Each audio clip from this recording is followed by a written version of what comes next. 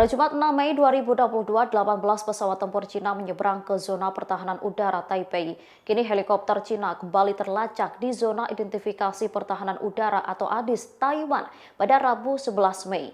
Kabar tersebut diungkapkan oleh Kementerian Pertahanan Nasional Taiwan. Satu helikopter perang anti kapal selam Angkatan Udara Pembebasan Rakyat atau PLAAF KA-28 muncul di sudut barat daya ADIS. Sebagai informasi, ADIS adalah area yang melampaui wilayah udara suatu negara, di mana pengontrol lalu lintas udara meminta pesawat yang masuk untuk mengidentifikasi diri. Taiwan pun menanggapi penyusupan helikopter Cina itu dengan mengirim pesawat. Mereka mengeluarkan peringatan radio dan mengerahkan sistem rudal pertahanan udara untuk melacak helikopter dari Cina tersebut. Pada bulan ini, Cina telah mengirim 40 pesawat militer ke zona identifikasi Taiwan.